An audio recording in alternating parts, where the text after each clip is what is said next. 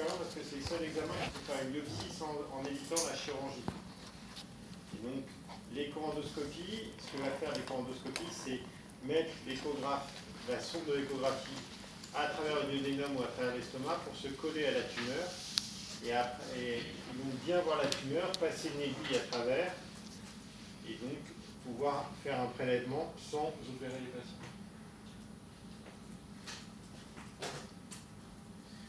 Donc en termes d'histologie, soit il y a brossage, aspiration, si la tumeur est dans les voies biliaires, parce que dans ces cas-là, il passe une petite brosse et les cellules tumorales vont être captées par la brosse, qui fait qu'on va pouvoir avoir un diagnostic. Et c'est pas mal comme examen, mais seulement dans des grosses tumeurs, soit la fonction sous écho-endoscopie.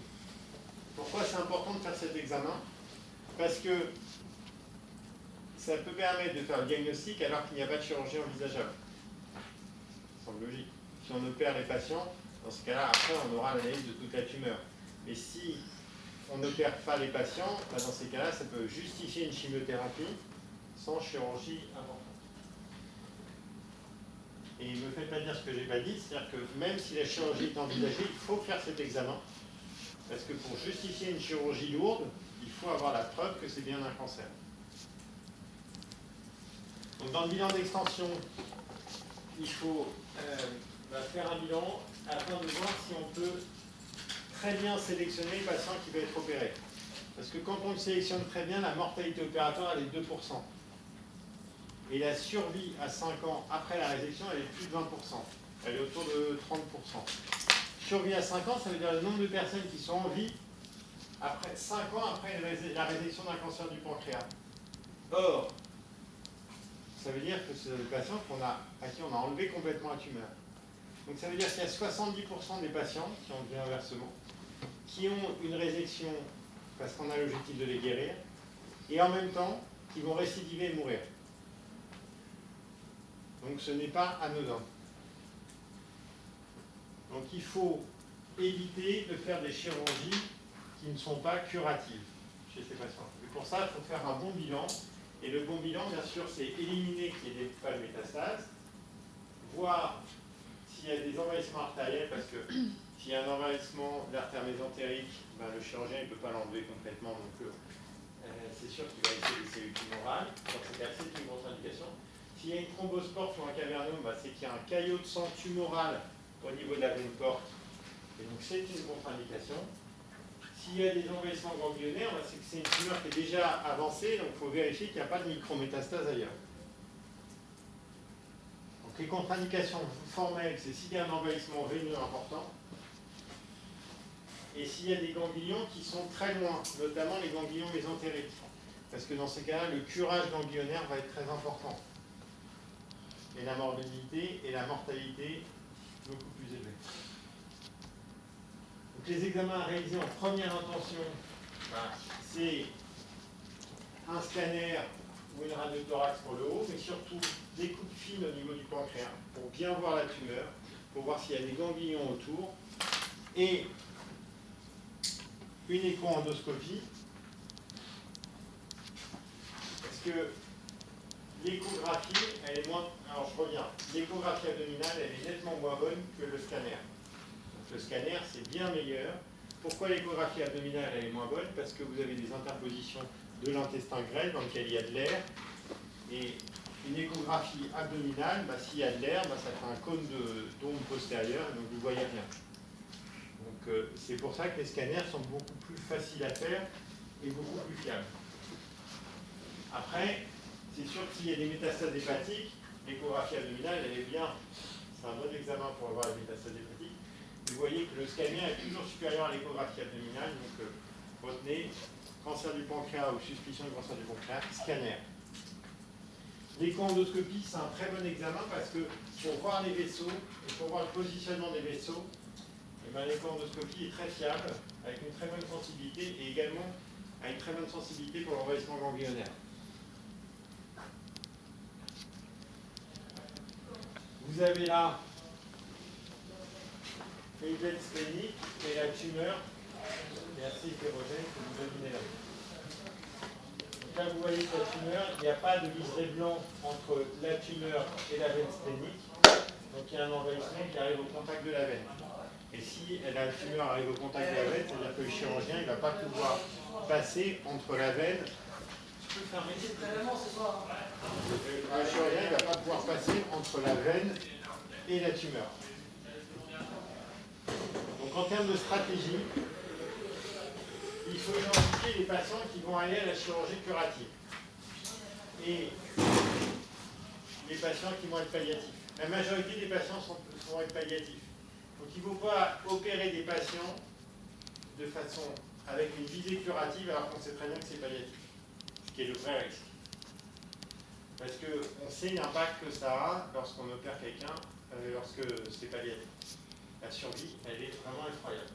Donc l'idée, c'est vraiment bien screener les patients, leur faire un bon scanner, regarder les vaisseaux, leur faire une écho-endoscopie, la discuter avec les chirurgiens et les oncologues, et après, l'opérer.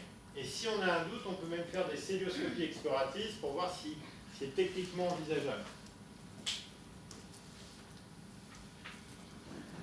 Donc la chirurgie, elle ne s'envisage que s'il n'y a pas de contre-indication, c'est-à-dire pas de métastase, pas d'envahissement veineux, pas d'envahissement artériel.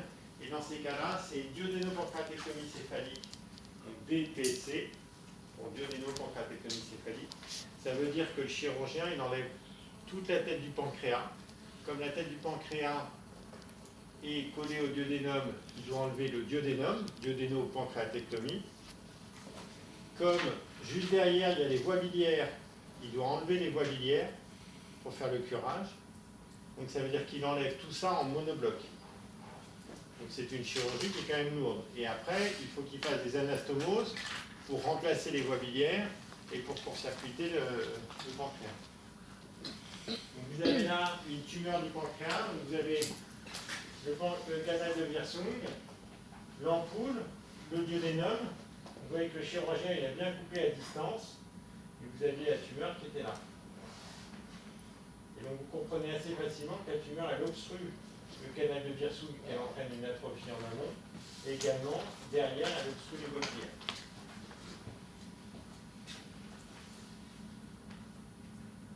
Donc le traitement palliatif, qui dit traitement palliatif, il n'y a aucun espoir de guérison. Et donc là, il faut améliorer la qualité de vie des patients et voir la survie. Et dans cet ordre-là, donc d'abord la qualité de vie. Or, les patients ont des douleurs solaires transfixiantes, et donc il faut traiter la douleur, quitte à leur faire une prise en charge de la douleur particulière, par exemple avec une alcoolisation du plexus cœliaque. Il faut traiter l'ictère s'il est ictérique, parce que quand on a un ictère, ça entraîne une fatigue, et il faut traiter les problèmes de troubles de la vidange gastrique s'il y a un envahissement du duodénum associé. Donc actuellement, on a deux options de chimiothérapie. Et le folfirinox, qui est l'association d'acide folinique pour FOL, de 5-FU pour EF, d'irinotecan pour IRI, et d'oxaliplatine. Donc ça fait le schéma folfirinox. Donc ça veut dire 3 drogues de chimiothérapie plus acide folinique. Donc c'est un schéma qui est quand même relativement toxique. Et l'autre option, qui est une option qu'on a depuis 1997, qui est la gemcitabine, qui est une drogue qui n'apporte aucun bénéfice en termes de survie aux patients. C'est une drogue qui est prescrite dans le monde entier, qui a une très bonne tolérance, et en termes de bénéfices en survie, dans l'étude qui avait comparé dans les cancers du pancréas métastatique, gemcitabine, donc Gemzar versus placebo, donc on donnait un faux médicament aux patients, la différence de survie des patients a été de 14 jours. Donc le bénéfice, il est nul, et il n'était pas significatif. En revanche, ce qu'avaient montré les auteurs, et c'est pour ça qu'on le prescrit maintenant largement depuis 1997, c'est que en termes de qualité de vie, de douleur, de morale et de bien-être des patients, il y a eu un bénéfice net. Et donc les patients avaient moins d'antidouleurs, étaient moins sédatés, et donc étaient mieux. Donc ça fait partie des médicaments qui, même s'ils n'améliorent pas, c'est une chimiothérapie, mais même si elle n'améliore pas la survie des patients, elle améliore leur bénéfice clinique. Donc en conclusion, le cancer du pancréas, c'est un très mauvais pronostic. La chirurgie, elle doit être réalisée dès que possible, mais elle est vraiment limitée dans 5 à 10% des cas. Le traitement adjuvant validé, c'est Gemza. Je vous en ai pas parlé, mais c'est la chimiothérapie qu'on utilise en métastatique et qu'on fait après la chirurgie. Et le traitement palliatif de ce cancer est limité aux soins de confort, donc prise en charge de la douleur. Et il y a 2 lignes de chimiothérapie, c'est soit Gemzar, soit FOLFIRINOX, en fonction de l'état général. Est-ce que vous avez des questions? Oui, c'est par rapport à la douleur dont vous avez parlé de l'alcoolisation du plexus cœliaque. Alors l'alcoolisation du plexus cœliaque, ça se fait par écho-endoscopie. En fait, l'écho-endoscopie, il fait une échographie au niveau de la zone vidéopancréatique, il regarde l'aorte, et la tumeur, vous avez les vertèbres, l'aorte descendante, le pancréas et les reins des deux côtés. Et lui, il est dans l'estomac, il regarde l'aorte, et donc il a juste au-dessus du pancréas, en dessous il y a le pancréas, au-dessus il y a l'aorte, et à gauche et à droite, c'est l'endroit où passe les plexus solaires. Donc ce qu'il fait, c'est que bien sûr, s'il y a besoin de faire une fonction du pancréas, il descend, il voit le pancréas, il fonctionne, mais dans les alcoolisations, il se met un peu au-dessus, il regarde l'aorte, et il se met 1 cm à droite et 1 cm à gauche, donc dans ces cas-là, il sait qu'il est en para-aortique au niveau des plexus solaires, et il injecte de l'alcool pur. Et l'alcool pur, ça a une fonction de neurolyse, donc une destruction des nerfs, et de cette façon-là, tous les signaux douloureux qui remontent au cerveau venant de la zone biliopancréatique diminuent. Et ça transforme vraiment les patients.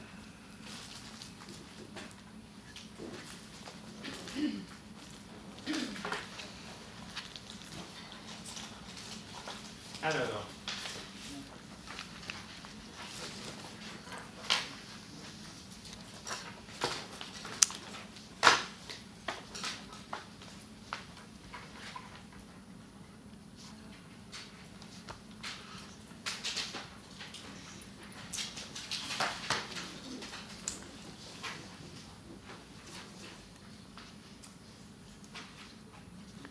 on va passer aux tumeurs des voies biliaires, qu'on appelle aussi des cholangiocarcinomes. En fait, les tumeurs des voies biliaires, vous avez les voies biliaires, elles partent du foie, et les voies biliaires intra-hépatiques droite et gauche, et ensuite il y a les voies biliaires et les voies biliaires hépatiques droite et gauche, qui se relient au niveau de la voie biliaire principale. Il va rejoindre le canal cystique avec la vésicule biliaire, et il va aller se jeter juste après le sphincter d'Oddi dans le duodénum. Vous êtes d'accord avec ça? Les tumeurs de la voie biliaire, il y a les tumeurs de la voie biliaire intrahépatique, qu'on appelle les cholangiocarcinomes intrahépatiques, et les tumeurs de la voie biliaire extrahépatiques, en fait des cholangiocarcinomes extrahépatiques. Et la tumeur principale des voies biliaires extrahépatiques, c'est le cholangiocarcinome au niveau du hile hépatique, de ce niveau-là, qu'on appelle aussi tumeur de Klatskin. On sépare toujours les tumeurs des voies biliaires des voies biliaires extrahépatiques, parce que la prise en charge est complètement différente. Vous comprenez bien que quand vous avez une tumeur des voies biliaires intrahépatiques, même si c'est un cholangiocarcinome, ça reste une boule dans un foie, et donc si vous enlevez la boule, vous allez traiter le patient. Quand c'est un cholangiocarcinome extrahépatique, vous avez une tumeur qui est plus infiltrante, qui n'est pas localisée au niveau du foie, et donc pour l'enlever, ça nécessite souvent d'enlever une partie de foie, d'enlever toutes les voies biliaires, de faire un rembotage, et donc le traitement est complètement différent.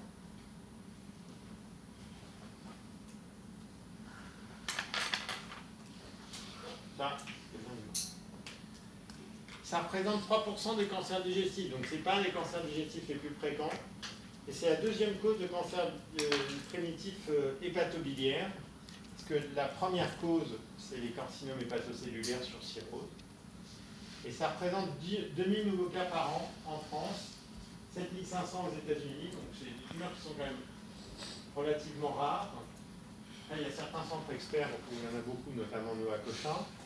Et le cholangiocarcinome, ça survient surtout sur des voies biliaires de gros calibre. Donc il y a des facteurs de prédisposition, notamment des kystes des voies biliaires. Parce qu'on est toujours dans la même logique. Un kyste des voies biliaires favorise l'irritation chronique des voies biliaires, et l'irritation chronique des voies biliaires favorise l'évolution vers un cancer. Donc le cholangiocarcinome hilaire ou périhilaire, c'est celui qui est le plus fréquent, et ça s'appelle une tumeur de Klatskin. C'est très rare avant 40 ans, l'âge moyen de survenue est plutôt autour de 60 ans, et il y a une prédominance masculine qui n'est pas nette, mais qui existe quand même. En termes de clinique, et l'examen clinique, vous avez une triade, qui est l'apparition d'une cholestase, de douleur abdominale et de perte de poids. Et c'est assez logique en fait. C'est de la tuyauterie.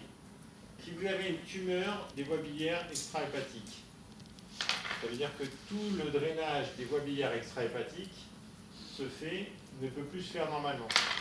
Donc naturellement, vous avez une surcharge en sels biliaires au niveau du foie, ça entraîne une cholestase, parce que ça irrite le foie, les sels biliaires. Donc ça entraîne une cholestase, ça entraîne des douleurs abdominales, ça diminue la digestion des aliments, parce que c'est la fonction des sels biliaires de favoriser la digestion des aliments. Donc ça entraîne une perte de poids, une anorexie. Donc vous avez instantanément, juste en comprenant les mécanismes physiopathologiques, tous les signes cliniques que vous avez dans le cholangiocarcinome. Dans les tumeurs de Klatskin, c'est une tumeur au niveau du hile. Donc s'il y a une obstruction complète au niveau du hile, vous avez instantanément l'apparition d'un ictère. Donc le signe le plus fréquent, c'est un ictère.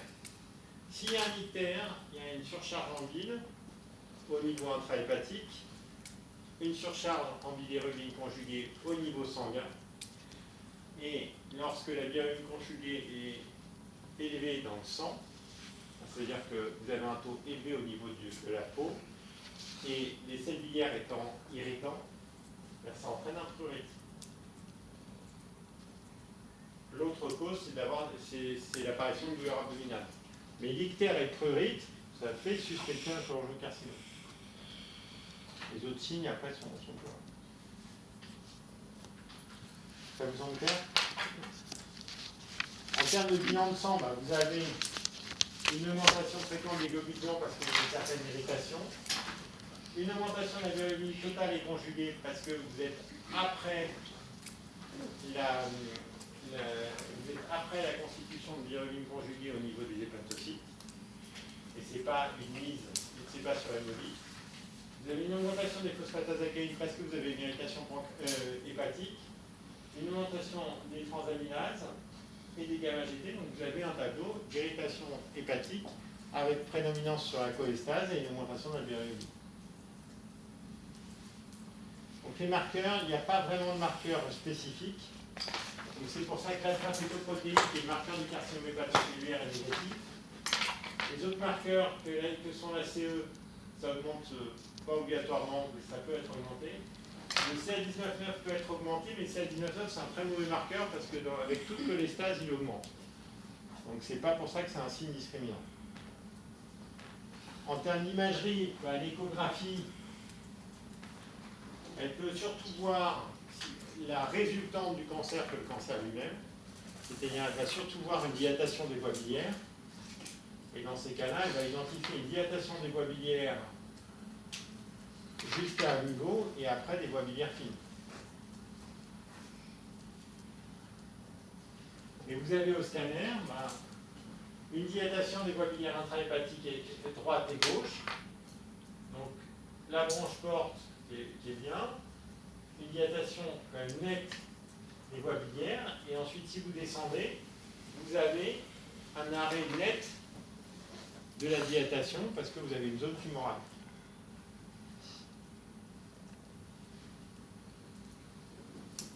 Ensuite, vous avez, quand je vous disais, quand vous descendez, un syndrome de masse et donc une compression. Donc juste au-dessus, les voies biliaires sont dilatées et en dessous, elles sont pas.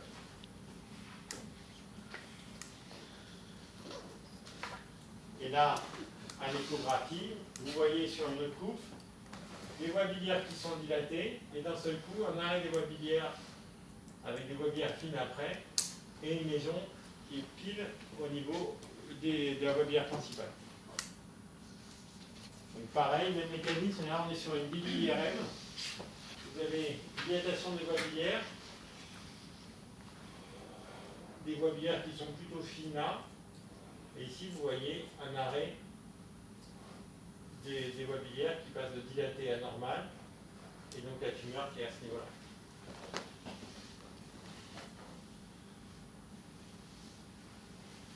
Donc dans les tumeurs de Klatskin, en fait, Klatskin avait identifié ces tumeurs parce qu'il a proposé une classification, qui est la classification de Klatskin, et une prise en charge en fonction du type de tumeur. C'est des tumeurs, dans les stades. Là, il y a une obstruction complète, ça entraîne un ictère chez les patients, mais vous comprenez assez facilement qu'en coupant au niveau de la voie biliaire intrahépatique, gauche, droite, et en montant une anse, on peut en enlever en totalité la tumeur. En revanche, lorsque le IL est envahi, donc dans les tumeurs de stade 4, on ne peut pas couper au niveau de la voie biliaire hépatique gauche, ni droite, et donc dans les tumeurs de stade 4, il n'y a pas de résection possible, alors que dans les tumeurs de type 1, il y a une résection possible. Et donc c'est pour ça que cette classification, elle est toujours énormément utilisée, parce qu'elle permet de très vite savoir si les patients sont opérables. Et dès les 3A, 3 ou 3B, la discussion doit se faire sur l'intérêt de la chirurgie, parce que dans ces cas-là, la chirurgie est lourde. Vous voyez qu'ici, il ne peut pas y avoir de section. Et donc, par exemple, dans cette tumeur 3A, il faudrait faire une section au niveau de la voie biliaire intrahépatique gauche, de faire une hépatectomie droite et une résection de la voie biliaire principale en totalité.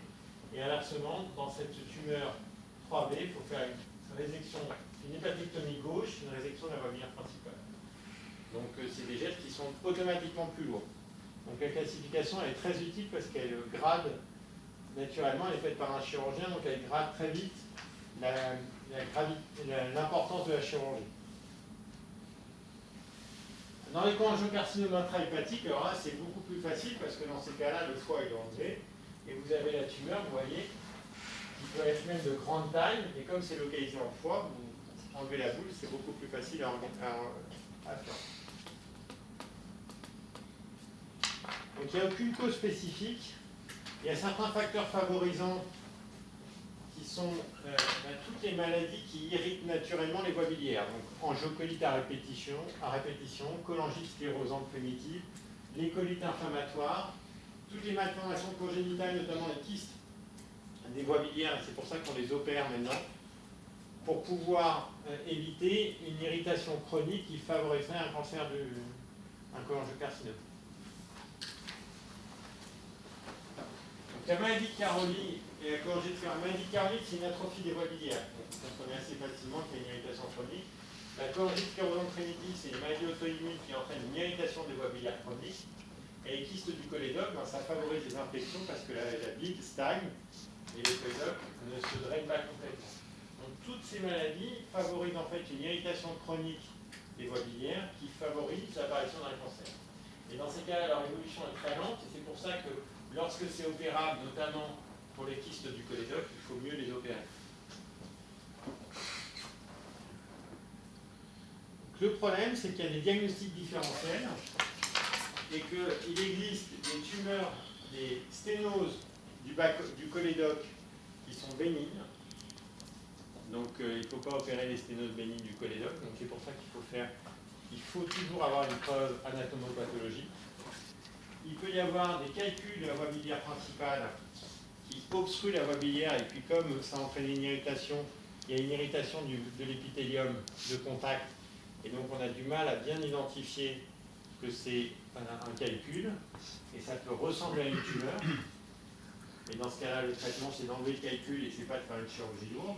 Donc il faut toujours avoir la preuve qu'il y a bien une tumeur dans ce cas-là.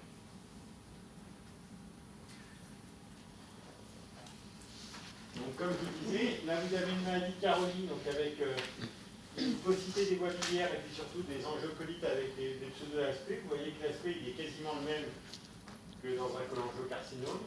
Dans un kyste du cholédoque, vous avez une prédilatation des voies biliaires. Donc ça c'est un facteur de risque de cholangiocarcinome, mais à ce niveau-là, ce n'est pas encore un cholangiocarcinome, et c'est pour ça qu'il est recommandé de les opérer. Et vous avez des cholangites sclérosantes avec des irritations sur des infections, ou en tout cas une inflammation des voies biliaires diffuse. Et c'est pour ça qu'il faut qu'on les traite, parce qu'on ne peut pas les greffer, ces patients-là. Et donc on les traite par des immunosuppresseurs dans les cholangites sclérosées. Donc pour parler du traitement qui est possible, c'est exactement comme dans le pancréas. S'il y a une compression des voies biliaires, de la voie biliaire principale, vous avez une compression de la voie biliaire principale. Lorsque le patient n'est pas opérable, ou même s'il l'est, mais qu'on veut attendre un peu qu'il reprenne un bon état général, et donc il faut drainer ses voies biliaires, ça peut se faire par voie endoscopique, c'est-à-dire vous passez dans l'estomac, vous arrivez dans le duodénum avec un duodénoscope, donc qui va voir spécialement le côté latéral. Vous êtes devant le sphincter d'Oddi, vous faites une petite incision et vous montez un canal opérateur pour pouvoir après mettre une prothèse, un stent, qui est comme ça, qui est métallique, et qui va avoir une extrémité dans la voie biliaire principale, au-dessus de la tumeur, et l'autre extrémité dans le duodénum. Et de cette façon-là, comme le stent s'ouvre naturellement et va pousser naturellement la tumeur, et ben ça va désobstruer les voies biliaires, permettre une vidange spontanée de la voie biliaire principale et donc faire dévenir le patient rapidement.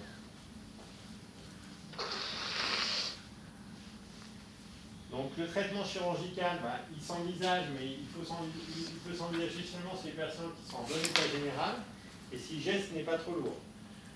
Donc il faut vraiment discuter avec le chirurgien. Et si on ne peut pas, si la tumeur est inextirpable ou s'il y a déjà des métastases, dans ces cas-là, il faut faire un drainage biliaire si les patients sont ictériques et une chimiothérapie. Mais actuellement, comme la tumeur est rare, il y a très peu d'études sur ces tumeurs, donc très peu d'études qui ont validé dans les cholangiocarcinomes une chimiothérapie. Donc le traitement, cholangiocarcinome, il faut faire le diagnostic. Si le patient est ictérique, il faut faire un traitement avec un drainage de l'ictère endoscopique. C'est le plus important. Donc ça, c'est ce que je vous ai expliqué. On fait le drainage par voie endoscopique pour désobstruer déjà l'ictère et améliorer nettement les patients, même si le patient est opérable. Vous avez là en bas une prothèse biliaire qui est mise. Donc là, on est dans le duodénum. Et vous voyez que la prothèse biliaire, en fait, elle est comme un grillage qui s'ouvre. Et là, on voit qu'elle marche bien parce qu'à peine elle a été mise, qu'elle a entraîné un drainage spontané de la bile et donc une évacuation spontanée de la bile. C'est de la tuyauterie. Donc dans le cholangiocarcinome, c'est une tumeur de l'ensemble de l'arbre biliaire qui peut être soit intra-hépatique, soit extra-hépatique, soit au niveau du bile. C'est une tumeur qui a un mauvais pronostic et le traitement chirurgical, c'est le seul qui peut guérir le patient. Donc ça, on dit tout le temps la même chose. Mais pour le moment, on n'a pas de chimiothérapie lorsque le patient n'est pas opérable. Et dans tous les cas, on peut faire un drainage des voies biliaires par voie endoscopique pour améliorer le patient, que ce soit avant une chirurgie ou à visée palliative. Est-ce que ça vous semble clair ?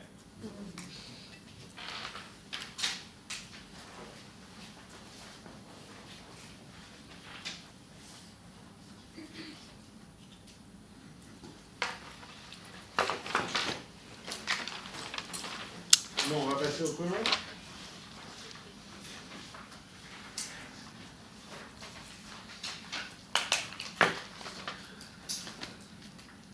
Vous avez tout comme ça en hépatia. Vous faites.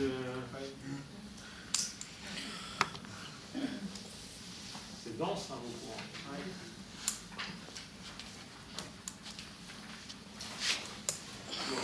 Autant je vous parlais de rareté, de relative rareté sur les cancers des voies biliaires ou cancer du pancréas, on est à 5000 nouveaux cas. Donc même si le pronostic est incroyable.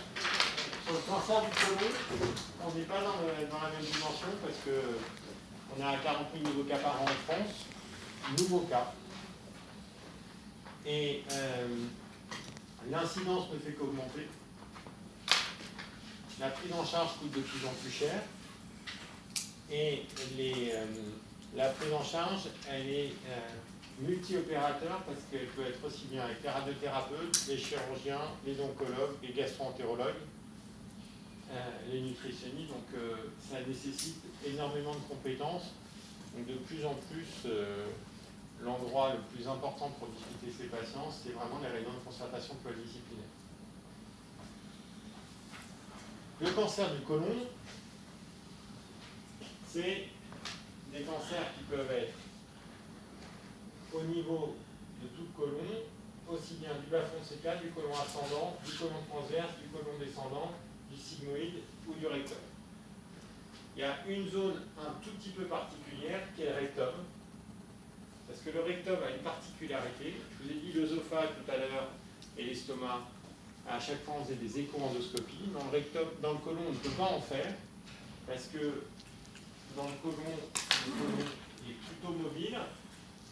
Et si on veut faire une écho-endoscopie, on ne peut pas.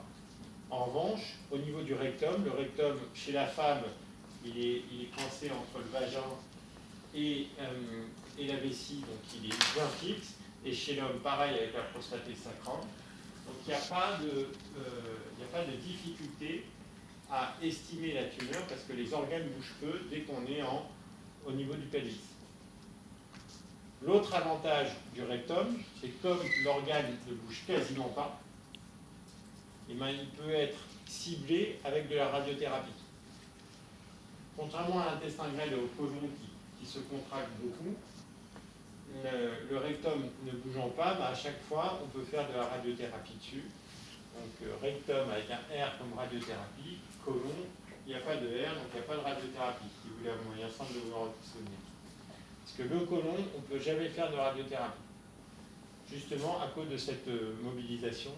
Et si on voulait faire des rayons au niveau du côlon, on serait très toxique au niveau de l'intestin grêle, et donc on aurait beaucoup de toxicité pour pas d'efficacité, ce qui n'est pas le cas du rectum. Donc c'est la seule particularité du rectum par rapport au côlon, c'est que pour le rectum, on peut envisager la radiothérapie. Mais à part ça, on parle toujours de cancer colorectal. Parce que la chimiothérapie, les chirurgies, les curages embryonnaires sont pareils. Donc, est-ce que c'est clair cette nuance?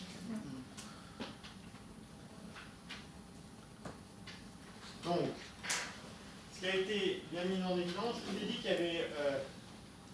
dit qu'il y avait une irritation chronique sur tous les tumeurs digestives qui pouvaient favoriser l'apparition d'un cancer. C'est un peu différent sur les cancers du côlon. Et sur les cancers du côlon, il y a une séquence qu'on appelle la séquence adénome-cancer qui fait que la muqueuse colique normale va évoluer en créant un adénome, donc une lésion non tumorale avec de la dysplasie qu'on appelle un adénome. Cet adénome peut grossir pour devenir un macroadénome qui peut grossir pour devenir un adénocarcinome, donc un cancer du côlon. Les adénocarcinomes du côlon sont des cancers du côlon ou du rectum. Mais on ne sait pas ce qui fait. Il y a certains facteurs qui prédisposent à la création d'adénomes et d'autres qui prédisposent à l'évolution d'adénome en adénocarcinome. Le tabac favorise l'évolution d'adénome en adénocarcinome. L'alimentation riche en graisse et en charcuterie favorise la formation d'adénome en macroadénome, la transformation d'adénome en macroadénome. L'obésité favorise la transformation de macroadénome en cancer. Il y a certains facteurs prédisposants. Il y a des facteurs protecteurs aussi. Il y a certains facteurs prédisposants. Il s'avère que cette séquence qu'on appelle la séquence adénome-cancer, elle dure environ 10 ans chez quelqu'un qui n'a pas de prédisposition. Et on n'a aucun moyen de savoir quel polype, quel adénome va devenir un cancer 10 ans plus tard. Donc c'est pour ça que les recommandations sont que tout polype ou adénome visualisé en endoscopie doivent être enlevés. Parce que pour vous donner un ordre d'idée, sur 1000 adénomes, il y en a 100 qui vont devenir des macroadénomes. Et sur ces macroadénomes, il y en a 25 qui vont devenir des adénocarcinomes. Donc c'est faible.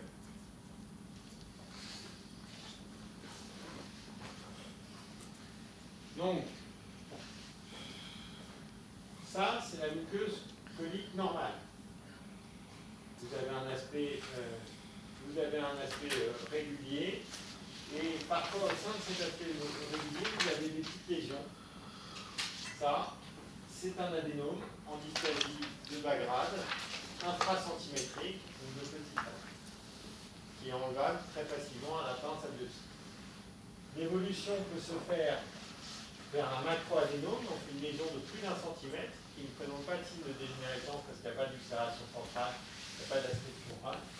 Et dans ces cas-là, ces macroadénomes, eh ben, vous pouvez les enlever, pareil endoscopie.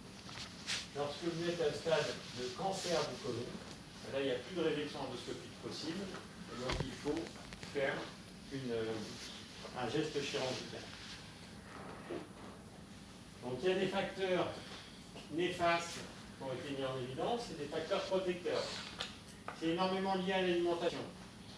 Vous allez me dire comment on sait ça? Il y a eu des études qui ont été très bien faites, notamment les Japonais ne font pas de cancer du côlon. Les Asiatiques font beaucoup, compte tenu de leur monde alimentaire, de cancer de l'estomac, mais ne font pas de cancer du côlon. En revanche, tous les Asiatiques qui immigrent dans des pays occidentaux, soit aux États-Unis ou en France, ne font pas de cancer du côlon et font les cancers de l'estomac comme leur pays d'origine. Je finis juste après le cheveu. Mais la deuxième génération, qui elle a un mode de vie adapté à l'occidental et non au pays asiatique d'origine, a la même incidence de cancer du côlon que le pays hôte. Ce qui prouve bien qu'il y a des habitudes alimentaires qui prédisposent à l'incidence des cancers du côlon et que ce n'est pas une prédisposition génétique. Alors, il y a des maladies génétiques qui favorisent les cancers du côlon, mais ça j'en parlerai après, mais c'est vraiment les habitudes alimentaires. Je t'écoute. Qu'est-ce qui fait que les Asiatiques ont plus de cancer c'est quoi dans la population? Alors, il y a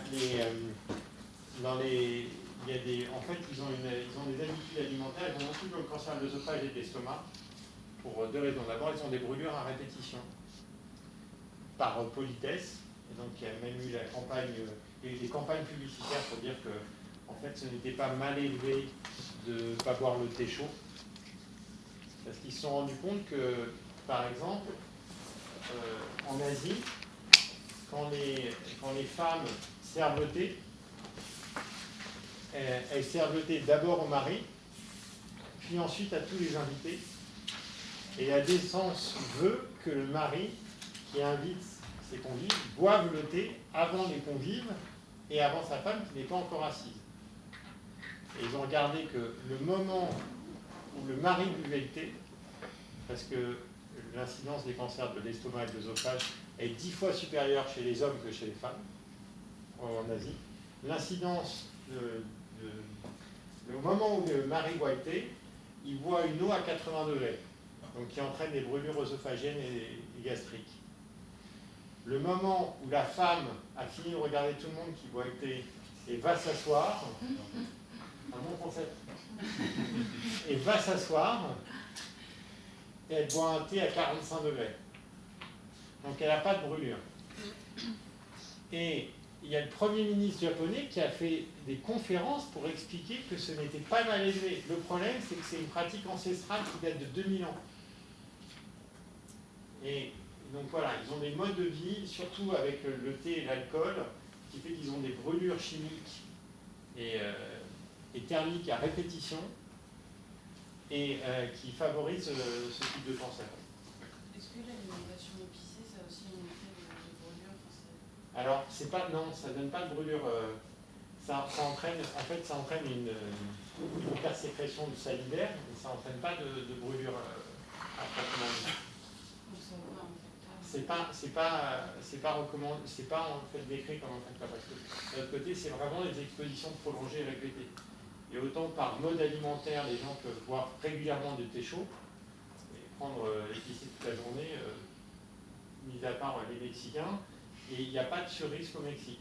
Donc c'est plutôt évoqué comme ça. Mais en tout cas, le fait que la population, pour revenir au cancer du côlon, le fait que la population qui immigrent à la même incidence que la population initiale d'origine pour les Asiatiques, et que la population et la première génération eh ben, a instantanément la même incidence, c'est que les modes de vie et l'alimentation a un rôle majeur. Donc, les facteurs protecteurs, c'est l'activité physique. Donc l'activité physique, juste pour vous donner un ordre d'idée, on est dans une logique à l'américaine. Donc l'activité physique, c'est une demi-heure de marche par jour. Le poids normal, donc même la surcharge pondérale est un facteur de risque. Les alimentations avec un régime riche en fibres, les antioxydants et les facteurs vitaminiques. Et dans les produits néfastes, il y a bien sûr la sédentarité, le surpoids, donc même le surpoids et pas l'obésité, mais après c'est exponentiel. L'apport excessif de calories, les régimes riches en protéines, les régimes riches en graisses, l'alcool et le tabac. Logiquement, avec votre rythme alimentaire et votre rythme de vie, ou vos beuveries entre vous, vous êtes comme ça. Et je ne pense pas que vous faites des soirées concombre carottes. Donc c'est après une exposition chronique. Mais en tout cas, il y a des vrais choix de vie, et c'est pour ça que c'est très à la mode l'alimentation et les modifications alimentaires pour avec les cancers. Et actuellement, il y a des associations de patients qui font du vrai lobbying pour modifier les régimes des enfants à l'école, les goûters, les surcharges en sucre, parce que ces habitudes alimentaires, elles se prennent, donc vous êtes irrécupérable, et elles se prennent lors de vraiment la préadolescence. Et ensuite, c'est une lutte contre les habitudes alimentaires qu'on a déjà acquises. Mais ça se prend à la préadolescence. Et c'est pour ça que vraiment, il y a des lobbies très importants pour que les régimes soient équilibrés à l'école et qu'il y ait des aliments équilibrés à l'école. C'est impossible de les changer par la suite. Alors, je sais pas, si après tu peux avoir une vie monacale, hein, mais c'est. Je ne peux pas être très bon là-dessus, parce que je suis un peu parti pris, mais juste peux te dire qu'une étude, que les Anglais c'est les pros pour ça. Il y a une étude publiée dans Lancet, donc une des plus grandes revues de médecine, qui a montré qu'en fait, prendre une bonne disposition le 1er janvier, prendre des bonnes dispositions le 1er janvier, tu as de grandes chances de ne pas les respecter. Parce que donc ça ne servait à rien, et il pouvait même y avoir un effet néfaste. C'est que par exemple, si tu te dis, tiens, je vais me mettre au régime le 1er janvier, tu vas entraîner une vraie frustration le premier mois, si déjà tu tiens le mois, et ensuite tu vas décompenser, et donc tu vas reprendre du poids. Et donc ils ont montré qu'en fait, le fait d'avoir eu une bonne intention initiale, ça donne un effet délétère à 6 mois. Il va être contre-productif. Donc après, c'est dur. Je suis convaincu, pour donner un avis purement personnel, que le seul moyen, il y a deux moyens d'avoir un changement profond. C'est soit tu as eu un choc émotionnel intense, ce qui fait que ça te fait profondément relativiser quelque chose. Et ça peut être soit l'annonce de maladie, soit quelqu'un un peu autour de toi, soit quelle qu'en soit la cause, soit tu décides par conviction, de changer radicalement de vie. Et dans ce cas-là, tu changes ton mode de vie, mais complètement. Et ceux qui sont intermédiaires, je dirais que c'est les pires, parce que vous avez tous remarqué autour de vous, les personnes qui font des régimes, c'est tellement dur à vivre psychologiquement pour eux, qu'ils en deviennent insupportables à engueuler toutes les personnes autour d'eux qui mangent. Mais parce que c'est une vraie frustration personnelle. Donc après, ce n'est possible que si tu as une profonde conviction que ton mode de vie a un impact. Et dans ces cas-là, la logique, c'est que tu veuilles convaincre tous les autres autour de toi, et que soit tu t'entoures d'eux, donc tu as des démarches qui sont nécessaires, soit tu les emmerdes. Donc voilà, après c'est pas facile.